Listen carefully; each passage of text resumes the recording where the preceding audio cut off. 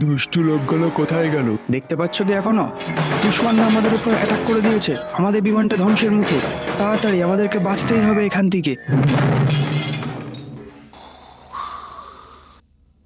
এই মরুভূমির পথে আমাদেরকে যে করে হোক বেঁচে থাকতেই হবে।